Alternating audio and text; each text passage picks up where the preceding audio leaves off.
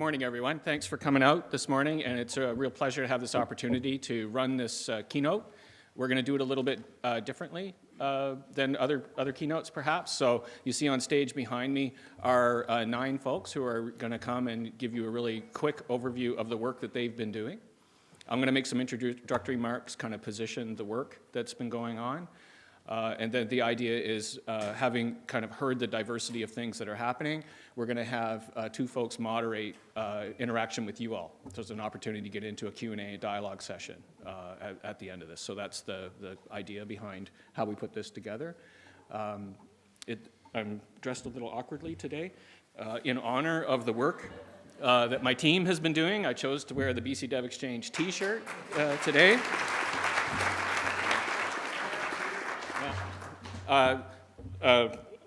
Awesome graphic on the front, and then killer tagline on the back.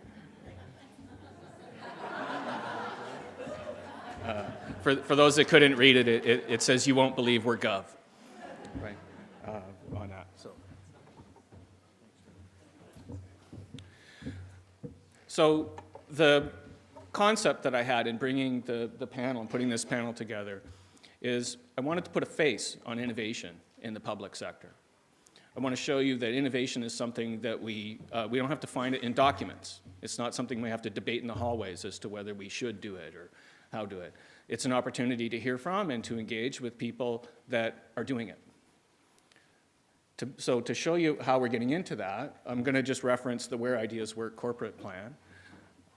And in there is a key slide. This is a slide we use a lot, which tables the notion that we need to find a way to effect a shift in our culture in the public service towards a culture that is more comfortable with experimentation, being adaptable, being people-centric, and being collaborative. If you've read the Where Ideas Work strategy, you'll see penciled in there an innovation hub construct. And I'm just going to touch briefly on the catalyst projects that are part of that. So there's an initiative underway, I'm not sure if you're familiar with this, around behavioral insights. Heather Devine is leading this, and this is the idea of, Peter's dumb guy version of behavioral insights. You should probably get it from them. But the idea behind this is understanding and accepting why human beings make the decisions that they make and why they do what they do. Comes from economic theory, where the economists were frustrated that the humans were not behaving properly in their models. So some insights. The idea that human beings are highly motivated to avoid a loss.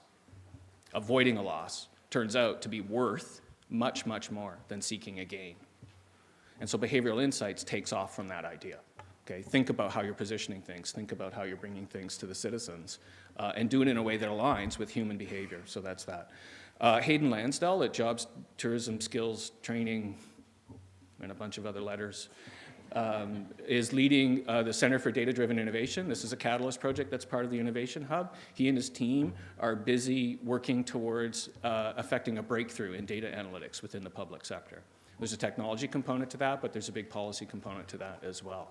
And they're moving through on that. There's a new fledgling initiative called Startup in Residence. This is an idea stolen, I'll say, from the city of San Francisco, which is the idea of positioning a problem or an opportunity and inviting a startup company to come inside the government and produce the solution for that, thinking that they can walk away with the solution when they're done from the experience.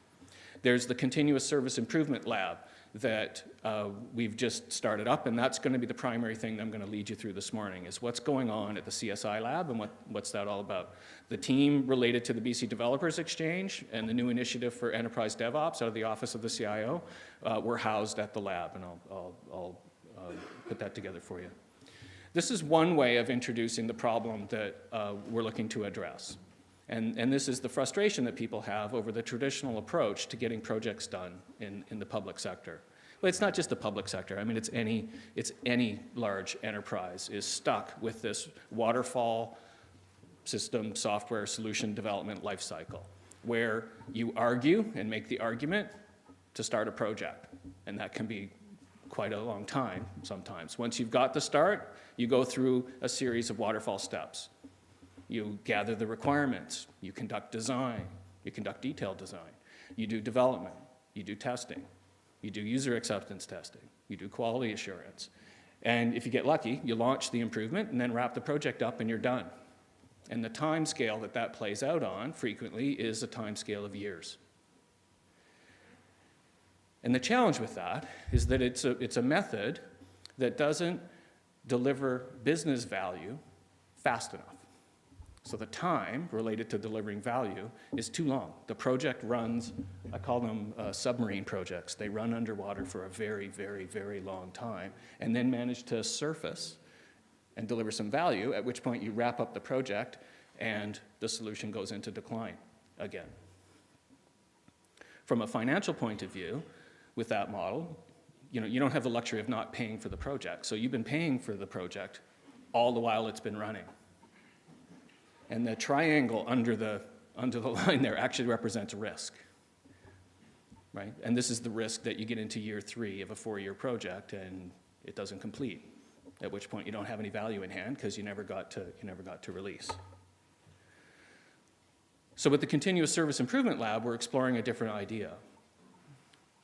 And the concept behind this is the notion that if a service is important enough to deliver to British Columbians, maybe we should have a way of being able to improve it all the time and not being dependent on starting and stopping projects for that. So a continuous cycle of discovering needs, manufacturing solutions, and releasing solutions, and then doing it again. Rinse and repeat, rinse and repeat, rinse and repeat.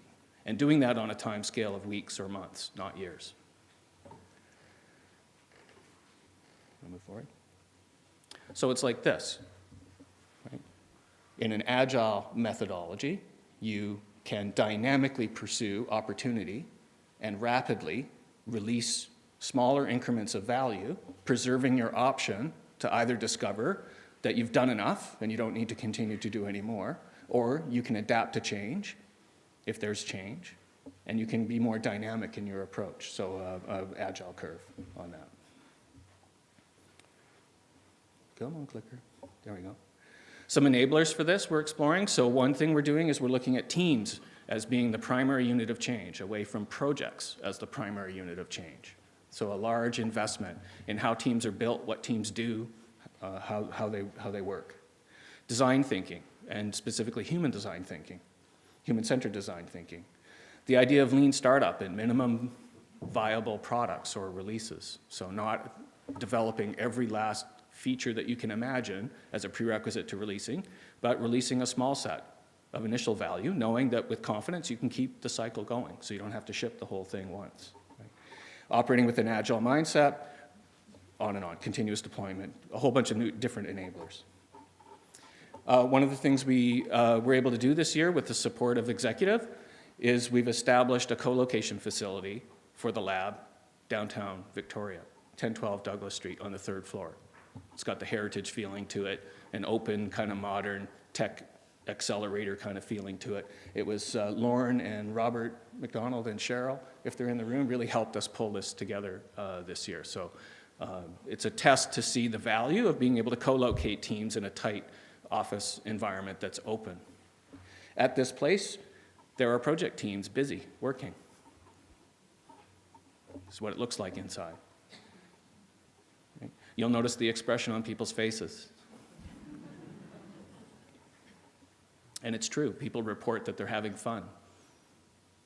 Unprompted, they talk about how much fun it is to come into work, how they want to keep doing this. Right? And so what we have on stage are a set of the early adopters for what I've been talking about. And so the idea is, and wish us luck with this, so you talk about thoughtful risk-taking, so we're taking some thoughtful risks this morning. So the idea is we have 9 people, 4 minutes each. We'll see how that goes. But really the idea is each of them just gives you a flavor. What is it they've been working on? What have they been doing? What's the experience been like? What's the approach? So it's not going to be a detailed dive into any of these things, but it's a skip across the top of give you a sense of what's been going on. So are we good enough, team? Ready to try? Okay, great. So I think we're going to dispose of the podium thing.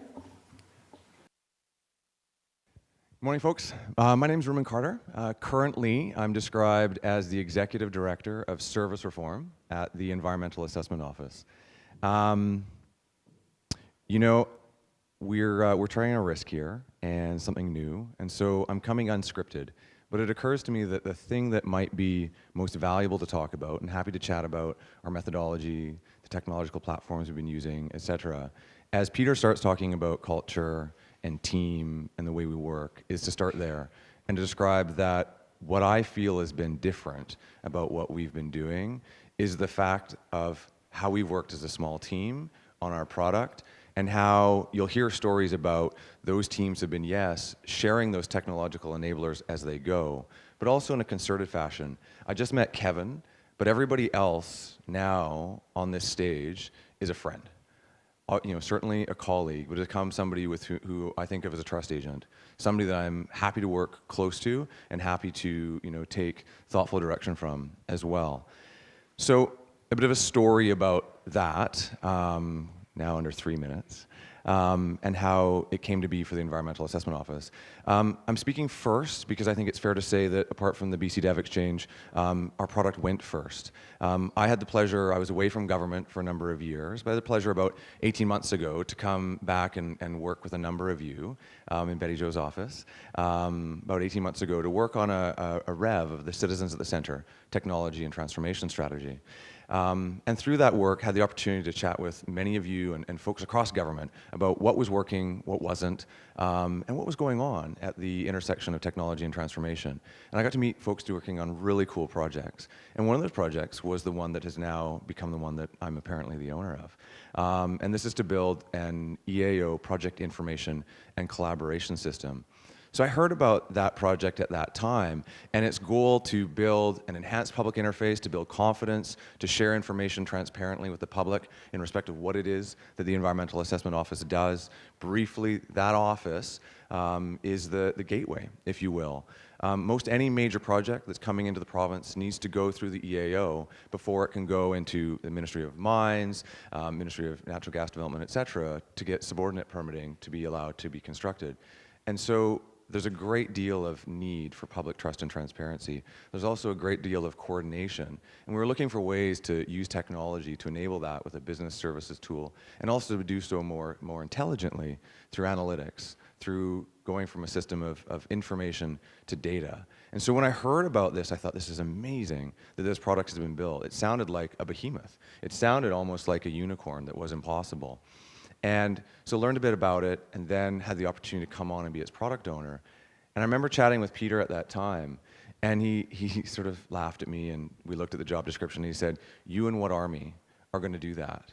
And I have a staff of 2 people. That's my little army.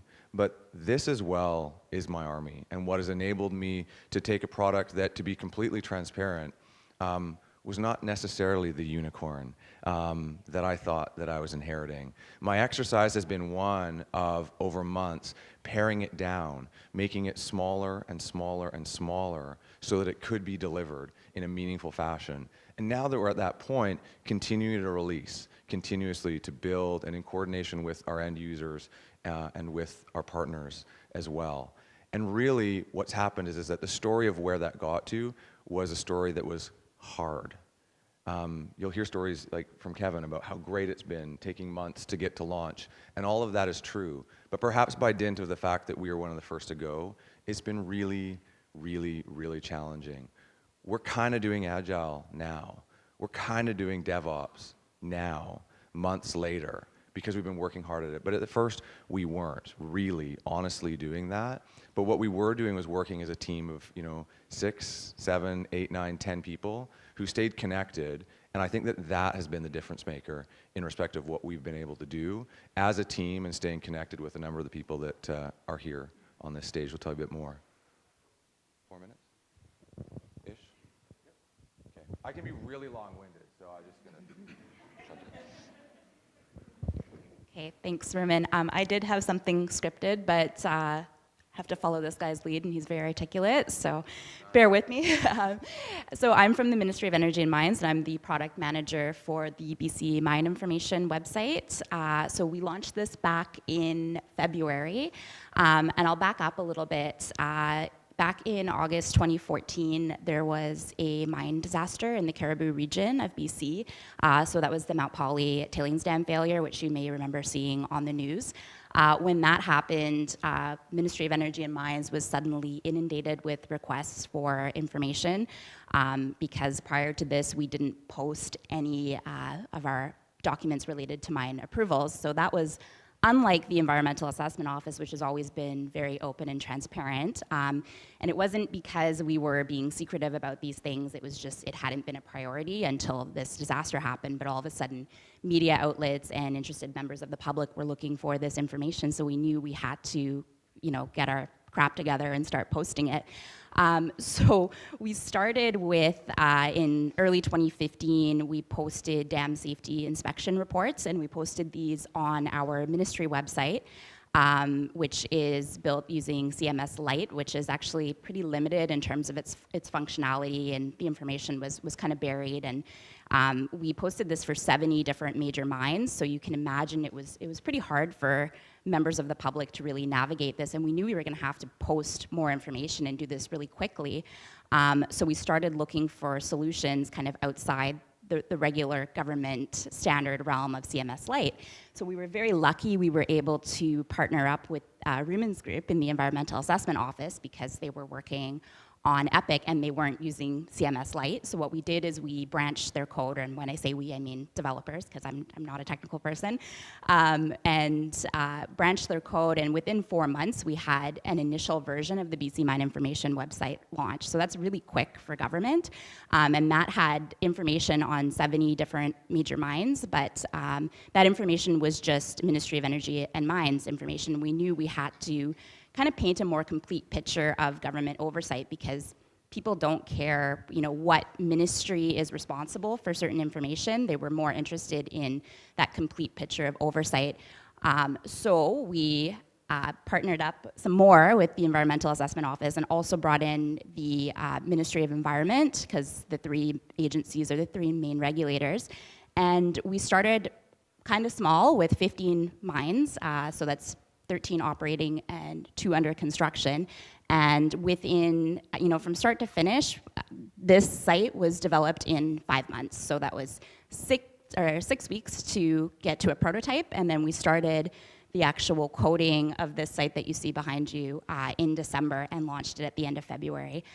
So again, started small with 15 mines, and we're adding the other, 70-ish major mines as we go along. But I really feel like we've developed something we can be really proud of, and that's all thanks to being able to use EAO's code and being able to use the space at the lab.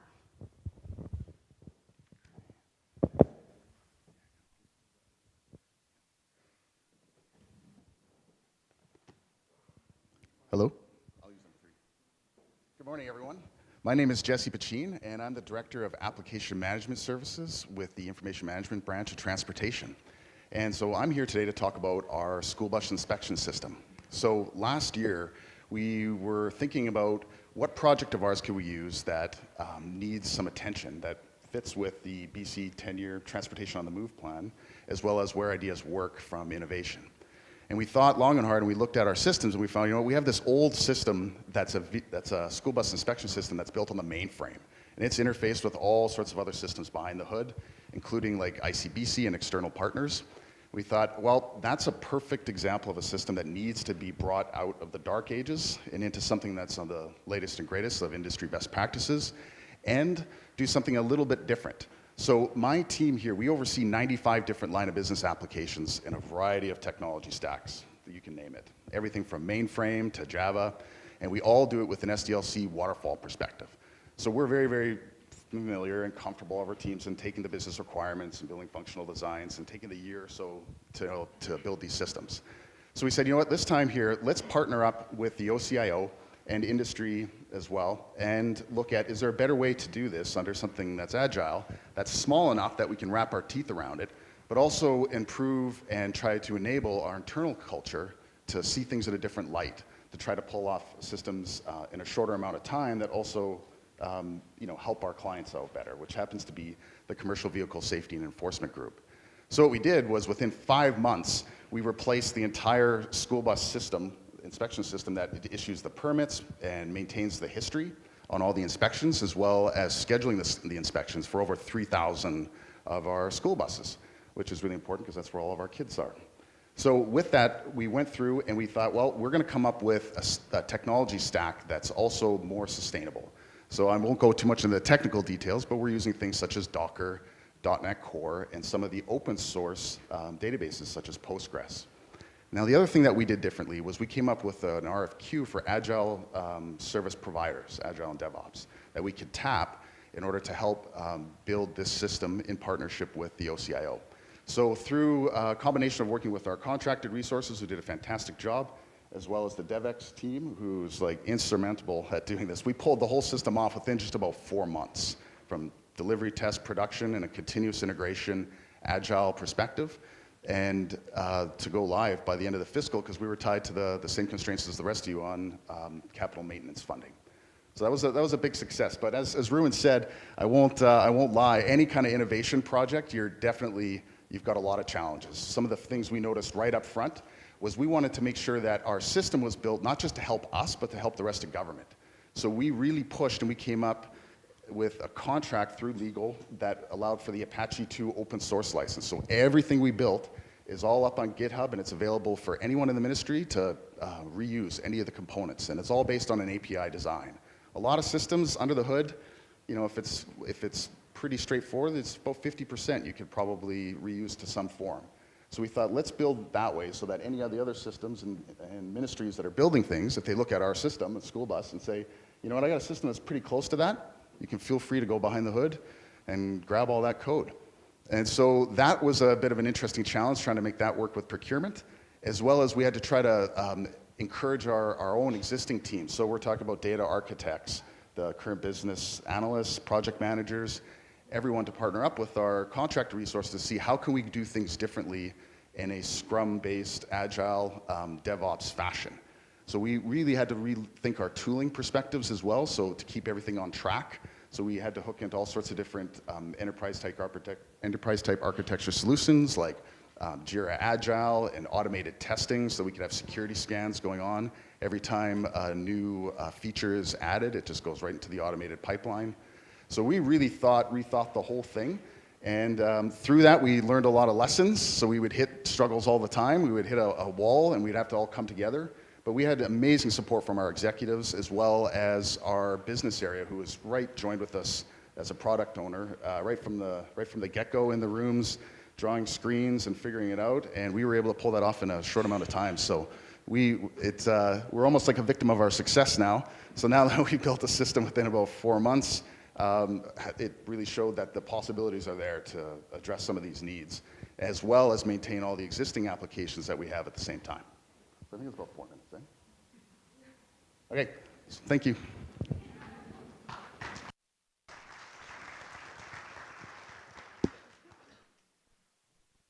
My name's Matthew Hall. I work for the Energy and Mines Ministry, the project that I'm supporting. Electricity and Energy Division, Low Carbon Fuels Branch. The purpose of the project that I've been working on was to streamline the compliance reporting that fuel suppliers in BC are required to do, and also to facilitate low carbon fuel credit trading between fuel suppliers. I needed to get that part right, so I'll put that down. The story of our project is quite interesting. It was an existing project that started back in 2012-ish, and we first tried to go out and look around for other jurisdictions that were doing fuel supply and carbon credit trading, and found a jurisdiction in California that was doing that. We made a deal with them and borrowed their code and tried to modify it. It didn't end up working out for various reasons because of our rules and their rules, but we learned a lot about our requirements. So we decided to go into the custom build solution, and at that time we didn't have all of the agile options, and so we started out in the traditional waterfall approach, and we went through all of our requirements in their entirety. Again, lessons learned there. We then took another chance to pivot, and we heard about this CSI lab, and we came into the lab as one of those starter projects. And so our journey has been to transition from that waterfall project into one of these ones that operate in this different way. And we benefited a lot from the school bus project, and started from where they left off and added to it. So Jesse talked about the pipeline and the deployment process and all that foundational stuff that helps you do quick delivery. We took that and we improved it a little bit, and we're adding more to it each day as we refine it. We took a lot of the framework of how they generate their code, and we were able to generate a lot of our code in very quick fashion. We used some of their resources, their contracted resources who had that expertise to help us get up and running very quickly. And within the lab, we have another interesting story where we started out down the road of doing compliance reporting. And me and a subject matter expert, we just had a team of 2 at that time, developed some paper prototypes, and we presented them to our director. And this was the main compliance reporting part of the application. And they said, you know what? I don't think that's what we need right now. Let's refocus and let's work on the credit trading app. I think that's what we need to do. They were able to make this decision after us working in this lab and showing them these prototypes just after a couple of weeks working on it. And so we pivoted, and we put together this credit transfer app. Right now it's not live yet, but we have all of the screens mocked up and functioning and working in a static way at this point, and been able to see tremendous value. And the main story that I guess I'd like to say is the benefits of working together with your team and reaching out and saying, hey, I'm doing this, and do you know anybody else that's doing this? There's been so many opportunities where I've walked down the hall and had an amazing, like, oh yeah, we're doing this, and let me help you. And we've worked together and saved tons and tons of time. Thank you.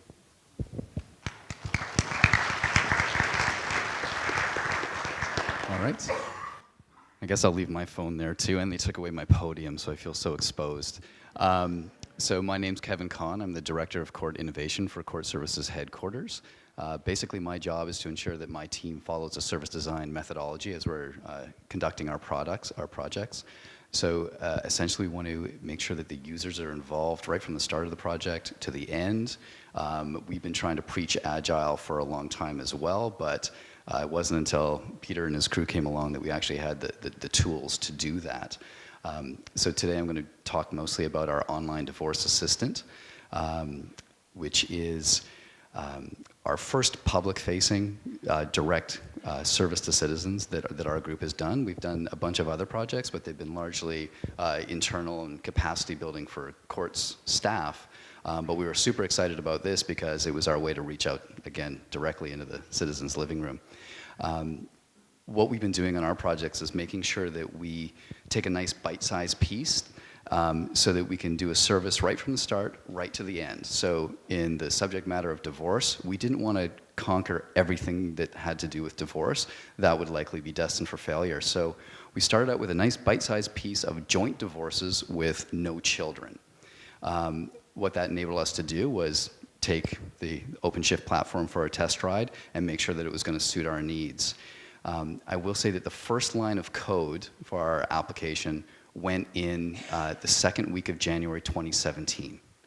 And we are in beta stage at this time. So we have live users using our online divorce application at the Justice Access Centers in Vancouver, Victoria, and Nanaimo, and at the Courthouse Law Library in Vancouver and New Westminster. So we don't have hundreds of users going through right now, but at this stage we've got several handfuls of real users that have been going through, using our application to create the forms that are necessary to file for a joint divorce.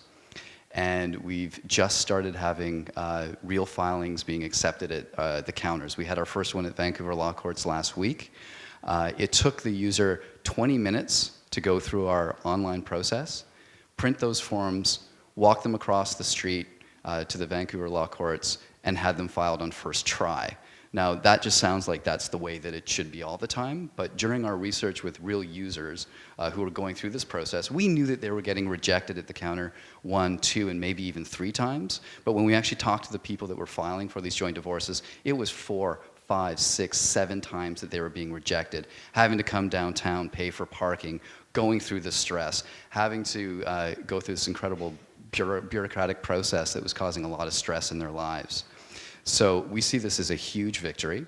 We are now ready to take the feedback that we've started to get trickled in from our testers, make a few tweaks, make it public so that we can open up this URL for everybody to use. And because of how easy it's been to develop and how extensible the application is, we're going to be adding with children, joint divorces with children, in like a month and a half.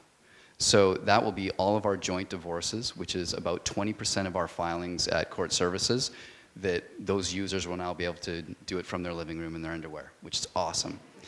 At the same time, we are going to be starting sole divorces with or without children. That is likely closer to the end of calendar year, and that's going to bring the potential of users up to 40 to 50% of our user base that are filing. So that not only is going to help the user, obviously, because the feedback has been extremely positive, and part of what our mantra is we are going to listen to that user feedback, and we're going to make our changes very, very rapidly. But on the other side of the counter, our capacity is just building and building. If our registry staff don't have to deal with that same person 4, 5, 6, 7 times, and when they get referred to a Justice Access Center, Amici Curiae, the Courthouse Library, Access Pro Bono, these people were doing a cross-country trip all through the province to try and get help for something that we're now proving takes 20, 25 minutes.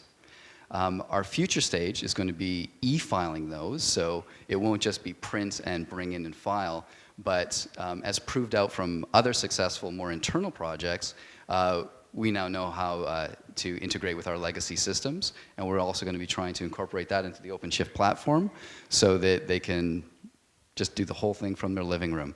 So OpenShift is absolutely real. It's benefiting citizens right now, as you've heard. And so definitely take time to learn as much as you can, because I think it's going to help you actually deliver things to citizens quickly. I'll just speak a little bit extra if I've got a few extra seconds. So not only are we adding to divorce, we've got probate, administration without wills, that is going to be in the same state as divorce by the end of the summer. And we're starting another project for provincial family. Like, it's unbelievable, for courts to do anything in 3 months, let alone deliver a service directly to citizens, keep it going, update the applications real time in response to the user's feedback, but we're delivering a second and a third service, which is a high quality service that's getting great feedback. So I'm glad you all showed up today, because these guys know what they're doing. Thank you.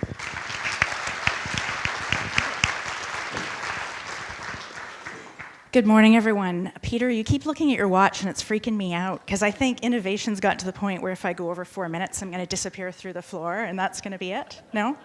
Okay.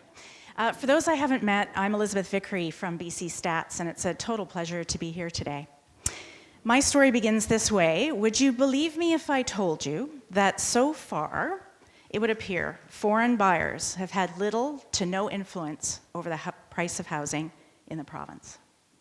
Probably not. Don't worry, you're allowed to shake your head. I wouldn't believe me either.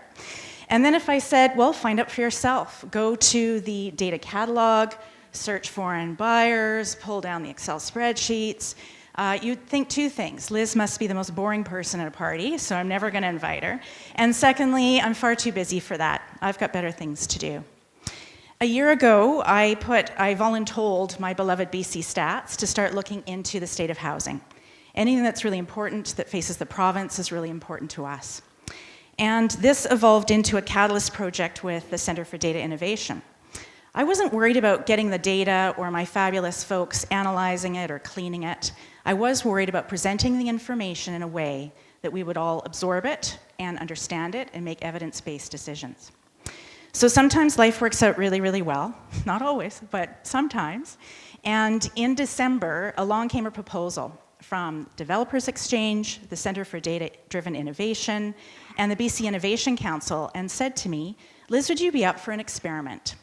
Would you be interested, because you need some sort of data visualization product, would you be interested in going to the technology companies in the province and seeing if they had any ideas for you? And I'm always up for an experiment, so I said sure. Honestly, having no idea if we get anything of any value. January, we had 31 proposals from the tech sector. It was incredible.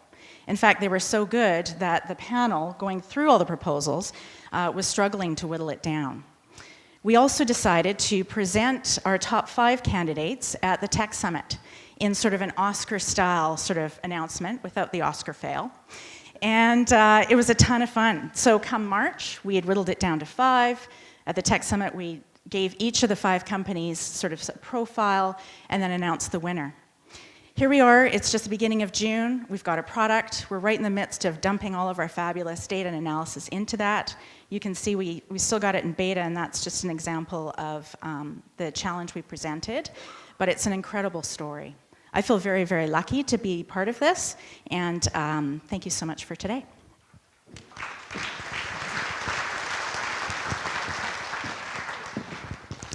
Hi, I'm Sation McDonald, and I am currently contracted through Sierra Systems to the Government Digital Experience Division of Government Communications and Public Engagement. And I'm here to talk to you today about a really exciting project we did with all these wonderful people over the last 5 months. So back in the early fall, the service design team of the Government Communications and Public Engagement did some research on behalf of the Ministry of Health. And that research was to really look into the MSP program and to see kind of what could be done to improve the services to citizens. And what they discovered is that what could be a really quick win could be to automate some of the forms that citizens have to fill in. So one of the paper-based forms that citizens fill in is the application for healthcare, application for MSP, as well as premium assistance. And what they found was that about 40% of applications that are filled out by citizens are actually returned because the citizens don't actually fill them out correctly. They're quite complicated, they're very dense. So we worked together with the service design team and with Ministry of Health and Health Insurance BC to put a web form up for that. We used agile techniques, we did service design, we used a lot of user testing, did a lot of user research, finding out what would work for citizens. And, and similarly, with what you saw from Kevin, with the e-divorce, is that more of a wizard style, asking you to, citizens questions and having them answer those questions is a much more pleasant experience. So we built this application in the continuous service innovation lab on the OpenShift platform, using agile techniques, using a user-centered design approach, using modern technologies. It's really a legacy modernization project because all the back-end HIBC systems still exist, and we put this front end on that talks to the back-end systems through an API. And we did it all in 5 months from nothing. And what we found is when we launched it at the end of March, of the applications that are received, the error rate dropped down almost instantly to 10%. So now we're saving citizens time, we're saving HIBC time, and we're really allowing those resources to be used more effectively. A couple other interesting things that we did here is, we did it in the open. It's all in GitHub. We look for opportunities to create reusable components. So for example, a lot of applications like this need a CAPTCHA service, which prevents against robots. We built that as a reusable component, and that's available for people to use it and leverage it. We built a microservice that's a logging component that can be reused.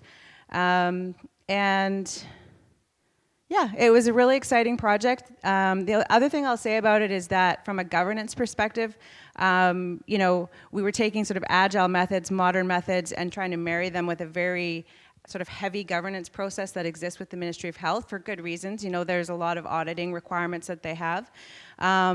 And you know, it was tricky to navigate those waters, but you know, we really took the approach of collaboration, a lot of frequent discussions, using a product backlog to really look at our priorities and constantly doing that together. And you know, we did it. And HIBC and Ministry of Health have a great reference implementation, and they're continuing to build on it, and they have lots of ideas for stuff they can build in the future. So thanks.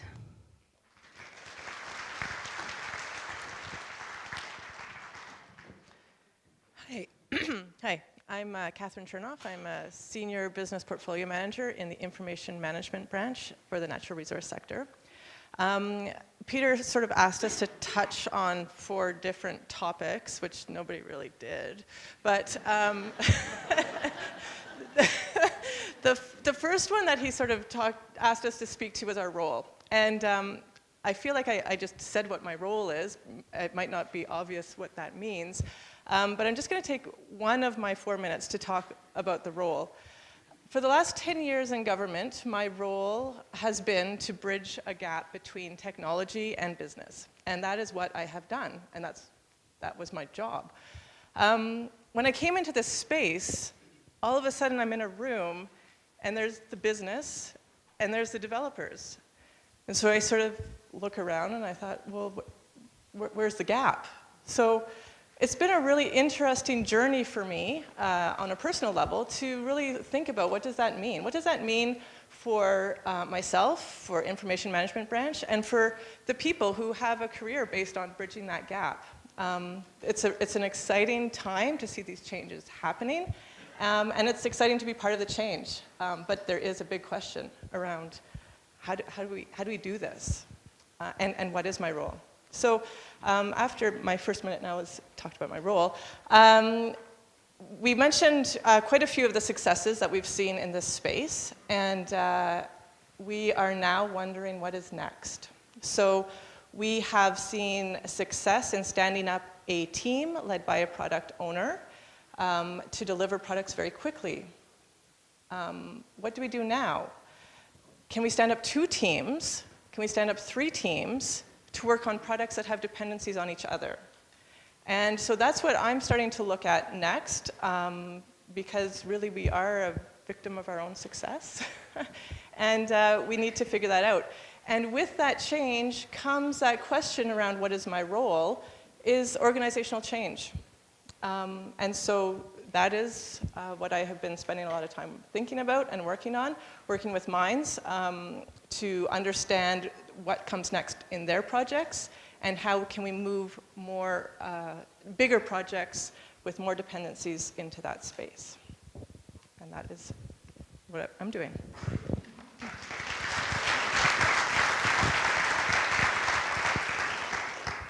Hello, everybody. I'm a bit of a quiet talker. Is that good?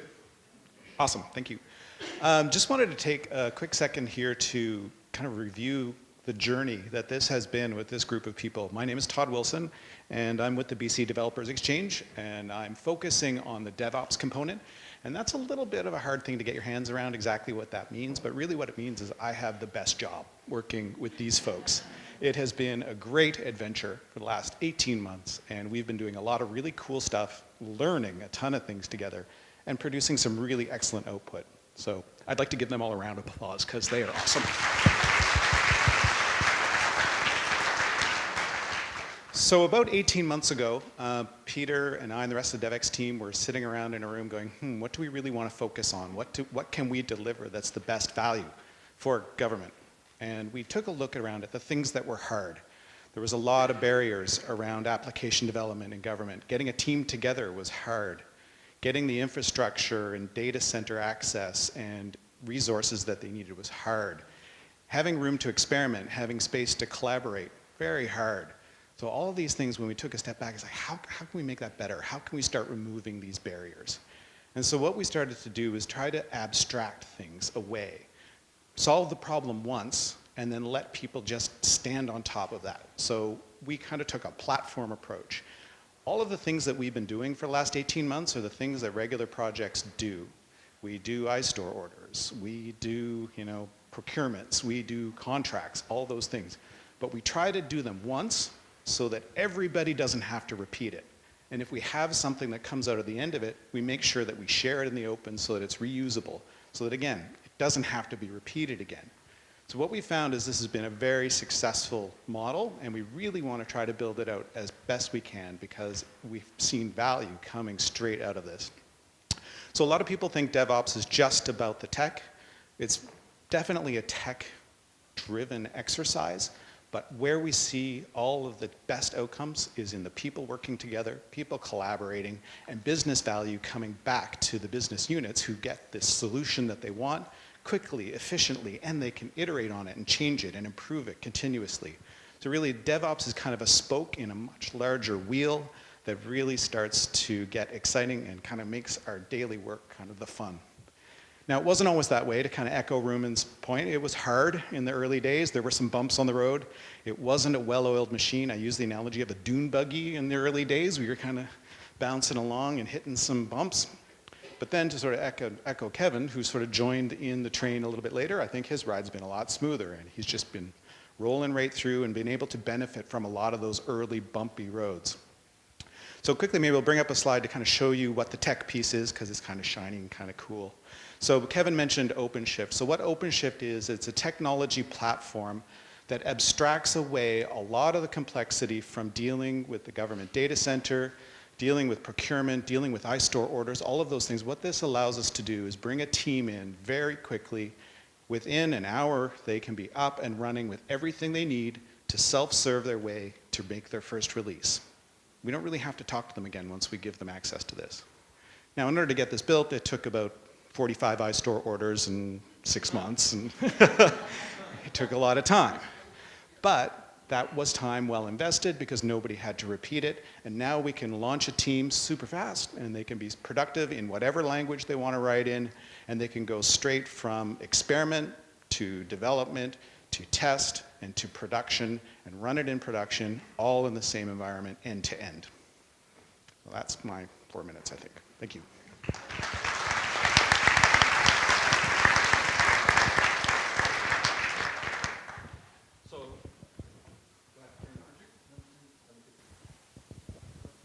So that was the idea, was to bring you a sampling of people that aren't planning, aren't talking, aren't debating.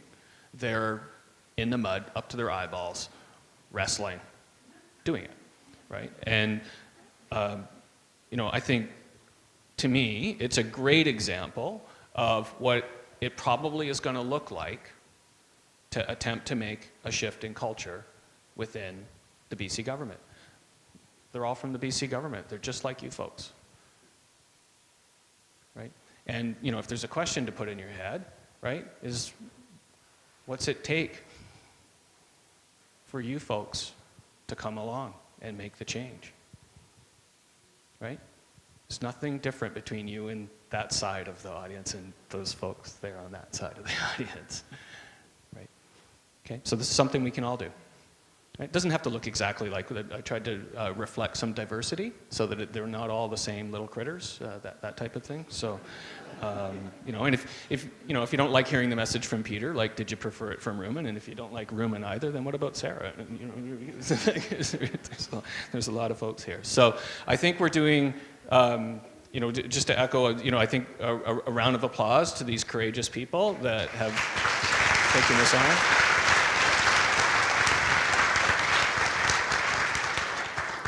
And I think we're at that time. Yes, Colin? I think this one's going to stay here, or no? Yeah, you have that.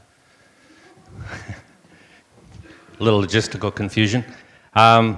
Thanks, Peter, and everybody. That was a tremendous presentation. We talk a lot about innovation. What's really powerful, I think, is to see real-life examples where the traditional thinking has been discarded and creativity and innovation have been brought into play. To solve some real-world problems and present usable, practical solutions that are up and running quickly. And so that was great. It's really great hearing this. Let's give them another round of applause. What I'd like to do now is invite two of our ADMs, Lauren Delarge and David Morale, who will facilitate a conversation and a more thorough discussion about, and also take questions from the audience about how we can more practically use innovation.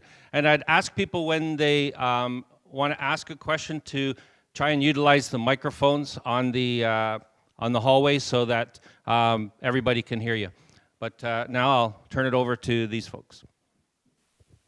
Thanks, Colin. And I'm wondering, can we get the second mic live for Dave so we can, number 1 and number 2? So I'm going to just start, Dave, if that's all right with you. We didn't rehearse anything. I'm going to do a quick commercial intermission because after an hour you always have a couple of commercials. Next Tuesday at 4000 Seymour, East 155, Real Property Division is doing our own version of the Dragon's Den.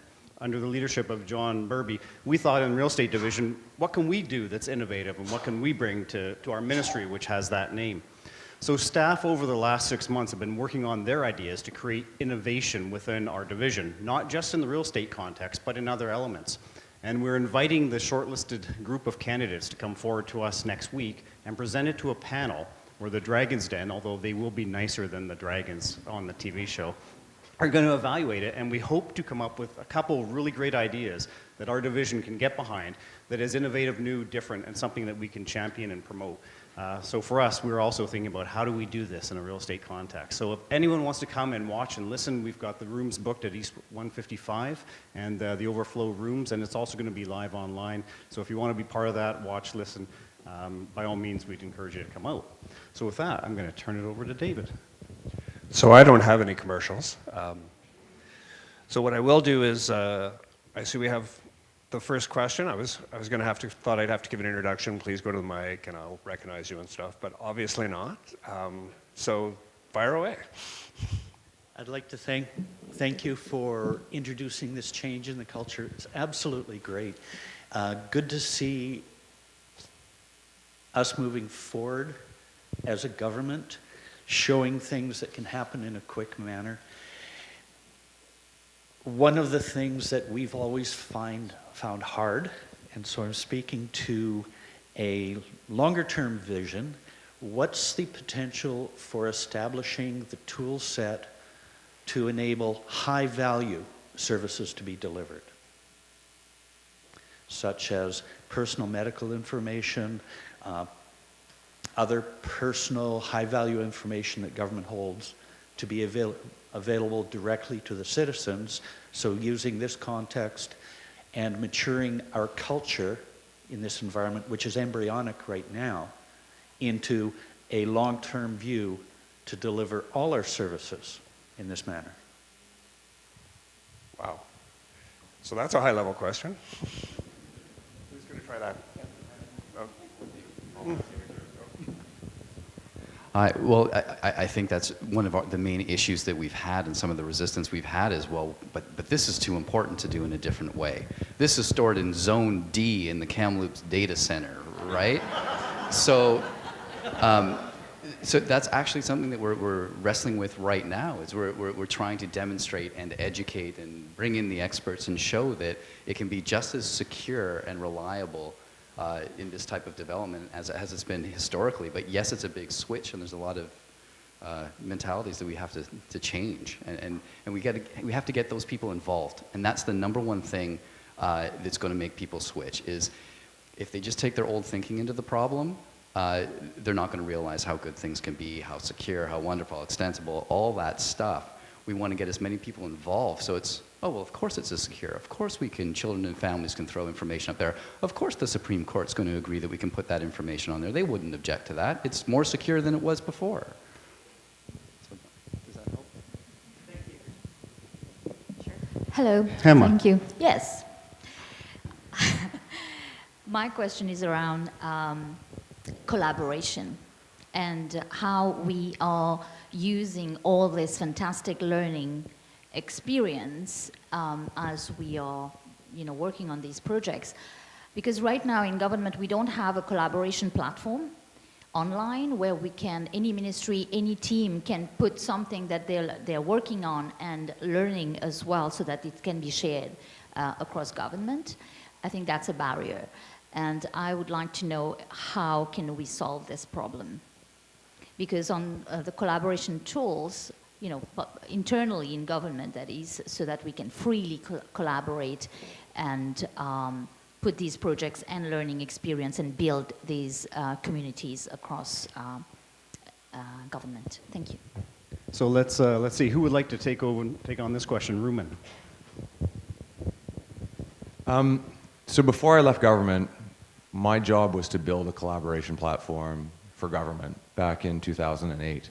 That was also a great learning experience.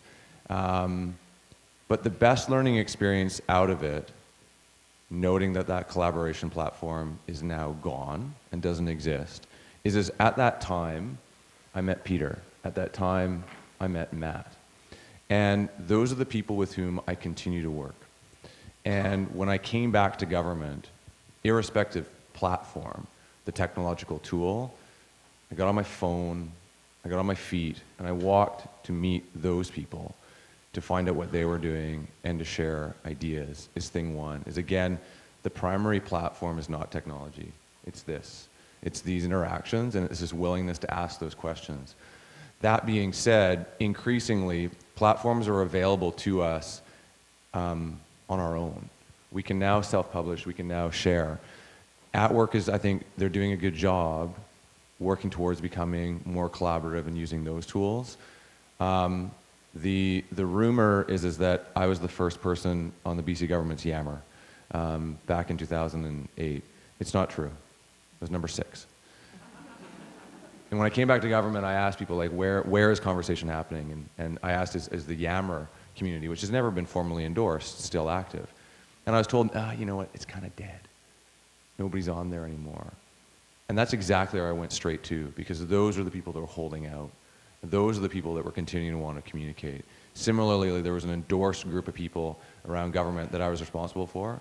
They were gone too, in terms of an endorsed group, but they were still meeting, now on their own time, paying, you know, for their own drinks to meet socially, to continue those conversations. To bring it full circle, absolutely. I hope that we have the opportunity through what we're doing to start building more platforms, and please agitate for those to better enable and accelerate that connection, but don't wait for platforms.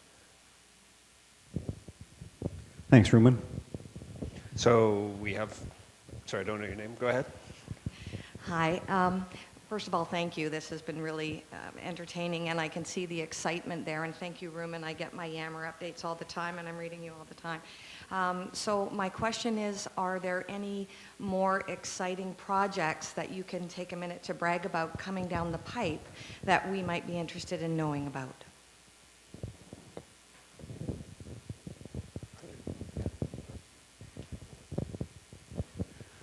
Sure, there is a ton of exciting things going on. So we're looking to collaborate with Ministry of Transportation on their Internet of Things exercise. We're looking at ways we can get mobile app development in government to be as easy as the web app development that you're seeing now. So that's super exciting for me because that's a really useful exercise. We're also taking a journey, sort of back to Dale's comment, into a more sensitive area of government data. So we're working with the Ministry of Children and Families. They're partnered with the Startup and Residence program, and they're going to be building an application that is a bed search tool for at-risk youth. So that's going to be sort of our deep journey into making sure that we're secure, stable, and able to provide the level of confidence for very sensitive data. So there's a lot of things we're working on, and those are the ones I'm excited about. Anyone else have one they want to add? So we have seen the beginning of collaboration between EAO and Mines, and what we're working on in terms of scaling that up is what does it look like to have a portfolio of projects that is not within a ministry, but is actually within a service that we deliver. So these types of cross-ministry collaborations. And so at the top of mind is obviously collaboration between EAO, Mines, and Ministry of Environment, and really pushing that to the next level and seeing if we can deliver products outside of the confines of a ministry. So that's kind of what we're looking at next. Thanks. Any other exciting new developments on the horizon anyone can speak to? Ruben. Sorry, I don't want to be a bore, but I get really excited about what we're working on. And just riffing off of what Catherine said, is that, and just to be all cloak and dagger, that I can't share exactly what it is that we're working on, and things might be changing in the current context. But what we've done is gone from, yes, an agency N of 1 to 3 agencies inside the BC government. And what that's done is, by way of going first and creating a problem of people wanting to collaborate, is now we have agreement from the federal government to start working on a project whereby our agency, federal agencies, First Nations, and local governments all collaborate to share information transparently, fluidly, etc. To get that done for real, because what we built with BC Mine information is it's great, but it's not all the way that we want it to be technologically in terms of the depth of what it shares. To get that cross-jurisdictional collaboration done is going to be incredibly hard on a technological level and on a cultural level, but we have the political will to do that, and I think that's incredibly exciting, because then it will be meeting people where they are in respect of projects that matter to them in their backyard, because they don't care the division of powers between like Section 91 and 92 in the Constitution. They don't care who has competence to address issues in a marine environment, and the fact that 4 different jurisdictions are involved. They want to know what matters to them, and so that's what excites me, is through these kind of processes, going first and showing that it can work, is allowing us to cross those boundaries, be government as a platform, be interjurisdictional, and continue to share. Peter. One of the points that I'd like to leave you with is there's a brave presentation from these early adopters of the work that they're doing, and it would be a mistake for you to think that what they have done is easy. And as people get excited, you all understand the Gartner Group hype cycle? We're going to approach peak hype on this thing just about now, right? There's, I think, a huge pent-up demand within the public service for rapid delivery of business solutions. And I think there's a big pressure to look for an easy fix.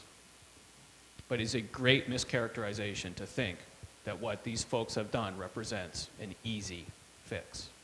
Incredibly hard change. So rather than what new projects can we invent, as the question, it's how do you take the work that you're doing and fundamentally reform your approach and take your first start. And what these people would tell you is that will be hard, and it will be ugly, and you will have scars. It is not an easy thing to do, but it does pay off. What I think you saw today was a reflection of the payoff on the other side. You didn't see so much the ugly that was happening under the hood of making it happen. So I just want to pick up a little bit about what Peter said here, and I'll get back to your question in a sec. So the corporate plan that Peter referenced up there says something along the lines is that there's a clear and compelling need to take innovation into the public service, or I probably got a few words wrong on that, but that's the direction. Most of the stuff we heard here is computer systems. If we really want to integrate innovation into our work, it has to be more than systems, because there's a whole bunch of us that systems aren't the answer for in our everyday work. So I don't know if who I'm going to ask this question to, if it's the panel up here or people out there. Does this work if it's not computer systems? Is there lessons that were learned doing it on these projects that we can take into the other work we do every day? Policy development, other operational work, permitting, enforcement, stuff that isn't necessarily a computer systems answer. But is there lessons learned here that we can take out into the other parts of the ministry and the work? I see a lot of head. Yeah, I see a lot of head. I don't know who's going to try to answer Matthew this or one. Kevin, do you guys want to take a shot at that? So yes, absolutely. Every step that I took when I came on, I started out as a business portfolio manager as well, same as Catherine. And every step along the way as I transitioned into a Scrum Master role was a research project for me. I wasn't certified, for one, so I had to figure out how to do that. And I figured it out, got it done on my own. I needed to figure out how to operate in the lab. I needed to figure out who the players were. There weren't templates and standards to follow, and so you really are out there in a okay, well, what should I be doing? What should the standard be? What should the process be? What does a roadmap look like? How am I going to report out to my executive when I'm not doing traditional project management? All of those answers were things that you needed to figure out, and some people on the teams had started to figure out those answers, but there's always another one that needs to be figured out. So you're coming from a world where you have all the standards and they're published, you have all the processes that are published, you have your procedures, your operating manuals, it's all there. And when you come into it, that's the difficult part for me. So on the question, is it only work for computer systems? The advocates for the approach mount a theory that says that it is a discipline that is portable to non-computer related projects. We haven't worked on it that way, and we haven't proven that to date. We're looking for projects that would be good candidates that would allow us to have proof points for doing that. But to date, we kind of grabbed the system at its portfolio of computer systems projects. That was the point of intervention. And we're from the office of the CIO, so I mean that's how, so that's why that happened, right? So that type of challenge is one that we're looking for next year. There is a risk that people conclude that this is just about software development projects. That's all it's good for. We don't think that's true. People tell us that's not true. But we haven't had that experience to date and haven't had the opportunity. Kevin, you wanted to say something? Yeah, so I would say that absolutely you can do it in a non-technology project. So I'd say that often that's the catalyst. So we delivered last December the Court Clerk desktop application for our court clerks in the courtroom. But the excitement generated and the successes had because of that innovation that we put in their hands. We've now got 2 or 3 other sub-projects going that have nothing to do with technology. One such as eliminating the paper record of proceedings, if that means anything to anybody. But basically what it means is you're eliminating a massive amount of work that was completely duplicate work that didn't need to be done. But that's making a whole bunch of workflow changes necessary. But everyone's mentality in the registries and the courtrooms, they're really excited about it now because they know that we're going to help them get through that process. They know that we're going to listen to them and that we're open to their innovative ideas. And prototyping services and workflows, not just thinking we know it all. Well, let's try it this way for a week, and if it's no good, we'll throw it away and do something different next week. Same idea. Just to add, I'm a firm believer that innovation happens in the public service when we recognize that we don't have all the answers. And the housing project is a highlight of that. We went to the tech sector. But another project that we're working on at BC Stats is finding out how we can support the fentanyl crisis. And that has become very clear that in that space, we, the public service, really need to engage addicts. We need to engage the health authorities. So it's nothing to do with a system solution, but really find out what their thoughts are and implement accordingly. Thanks, Liz. Good discussion. You've been waiting patiently. Actually, I'm glad I did, because the last question that you asked, Dave, actually mine kind of fits in with that, and it is about some of the systemic barriers. I appreciate, Peter, it's not easy. It's very hard to do this type of change, but each of you must have come up against systemic barriers. Now, Todd, you mentioned the iStore, which is really a technical one, but you chose to take the time to solve it once so that you didn't have to repeat and to share that.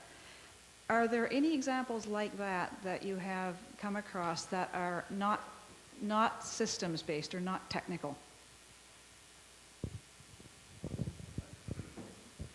I'll take a run at that. So one of the things that we found with ours was we had to look at everything kind of holistically. There's the traditional ways of delivering systems have a whole bunch of different groups with different standards that are in place, such as like data architecture standards, from like the data modeling as well as enterprise architecture standards, data governance. But outside of that, you also have the whole procurement component of things. And that's one area that, out of all of them, each one that we addressed, one of the big things I took away from the lessons learned from that is early collaboration constantly. So that's a different shift where it's not just about the bringing in the people of the willing, but in engaging with them very early about what you're trying to accomplish, what are your success criteria, how can they help us meet that given the current way of doing things, and where do you have to look at things in a bit of a different light or approach things to be a bit flexible. So for us, for example, to go with the Apache 2 open source component, the original ITGSA right now isn't really written that way to do that.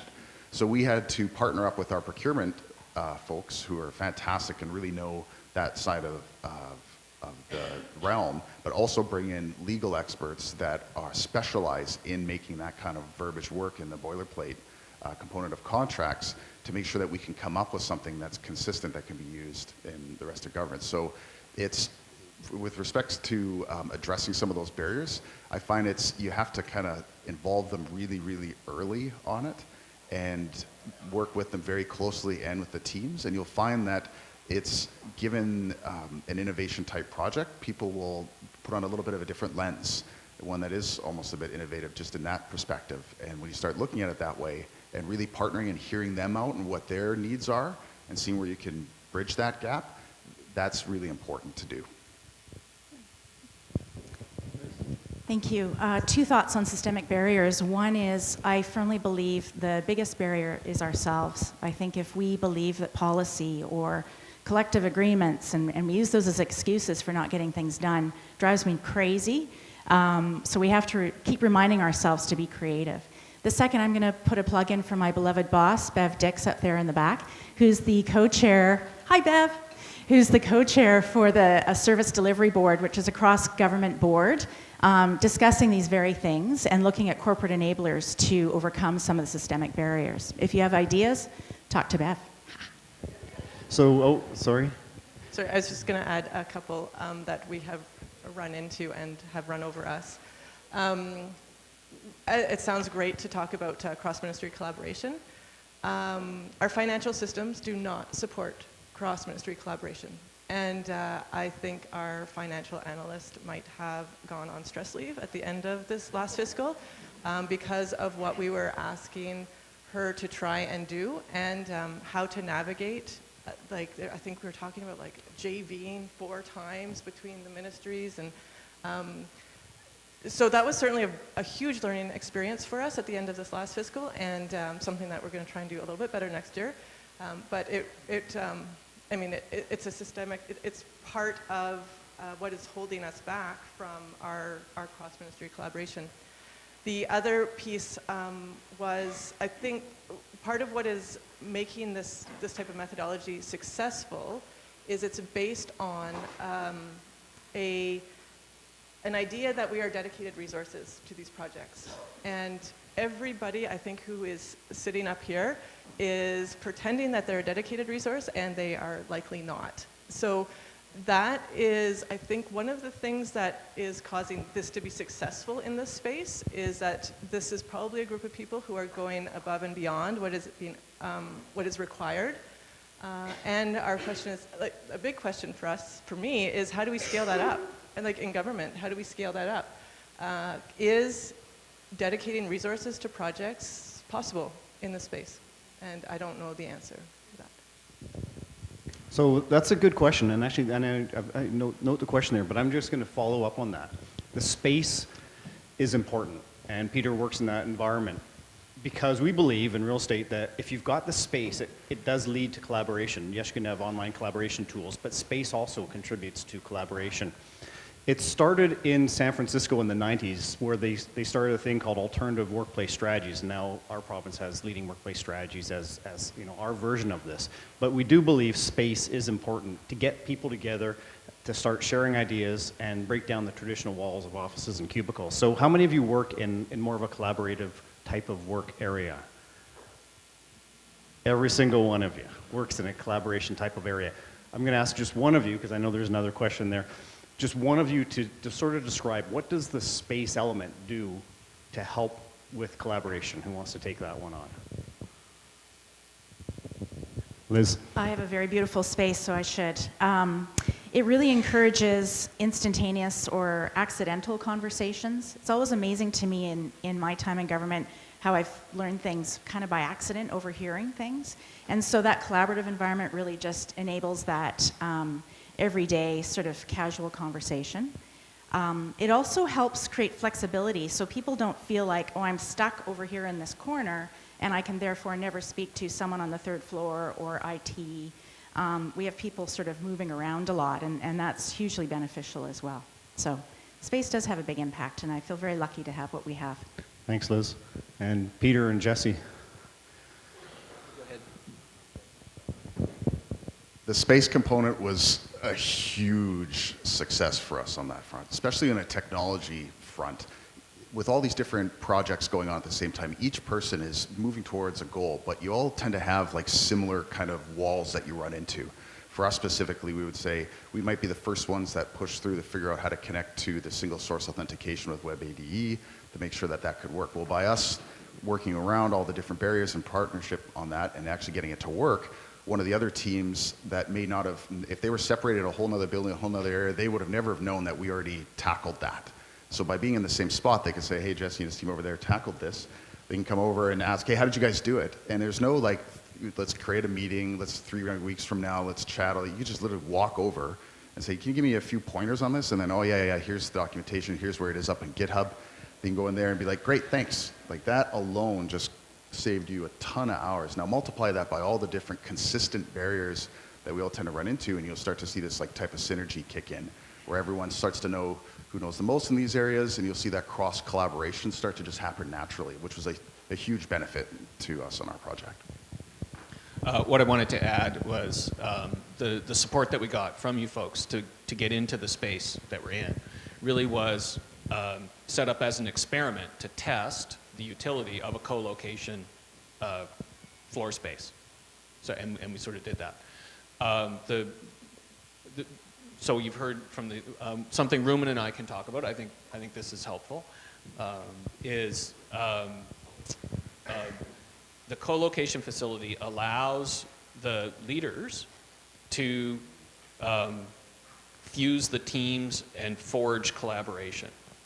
And an example of that is the ugly week that we had with Ruben's team as they were attempting to launch live, and their application was broken, and we broke the hosting platform at the same time.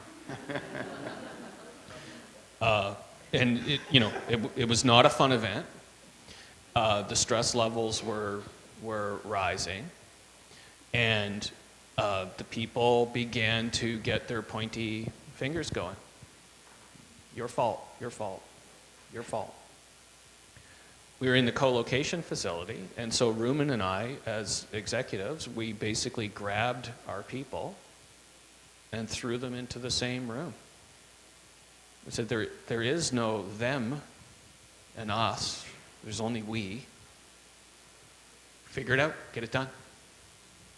And we walked away from that exercise with a set of people that reach for each other now when they get into trouble or have a problem or have an idea. And so a kind of teamwork and a commitment to collaborate came out the other side of that. We know that if we were sitting in different offices in Victoria, that wouldn't have happened.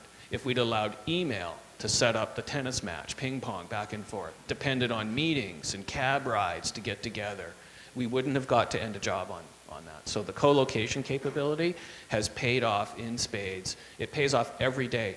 Team members share information simply by turning their laptop screen to the person they're sitting beside. They don't even have to type a response. They can just turn their screen and they've sent an email. It's a level of productivity and collaboration that I really haven't experienced before or seen before. And if the teams are all in their homes and it's humming, the place is just electrified with energy. And one of the things I wanted to say is one of the values that we're looking to get out of running this co-location facility is that it's an open place. And what that means is that you're all invited to come down for a tour. People get huge value just by coming down, and doing a quick 30-minute, we'll guide you, and we'll show you what's going on the floor. So feel empowered to do that. Just reach out, and it's an easy thing for us to do and set up. It's one of the values of having this facility. So, sorry. And Catherine asked a question, how do we make this happen for more of government? Working with Colin McHugh, Philip Twyford, and 4000 Seymour, we're looking at creating new space that's open to government workers across the province, across Victoria, to come to 4000 and work openly and work collaboratively. So that's a vision, and it's coming to fruition. It should hopefully be open in the next couple of months, so we're moving in this direction. And I know we've only got a matter of minutes left, and we still have one more. Why don't you go ahead with the question? Okay, thank you. So my question is about responsibility for risk and quality assurance in this sort of development model. The collaboration you get isn't necessarily exclusively from public sector employees, but potentially the broader public.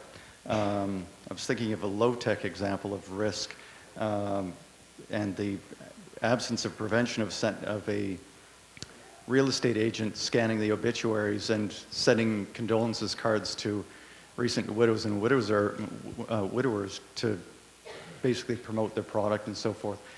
What can be done as far as mitigating the risks of code that has bugs, worms, things that allow for overt risk within the code without going over every line of code to make sure that there's none of that, like hooks that somebody's built that they'll take advantage of at some future point.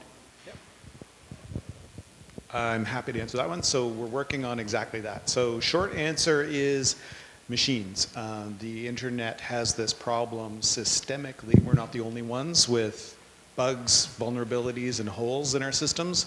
And the internet is addressing that through automated security scans. And these scans connect to databases that list all of the various vulnerabilities, all of the various hacks, all the various bots that are out there. And it knows how to look for them in your systems, flag them, identify them, bring those vulnerabilities up as notifications to the teams that are working on them, and then they can address them. So that's part of the tool chain that we're bringing together.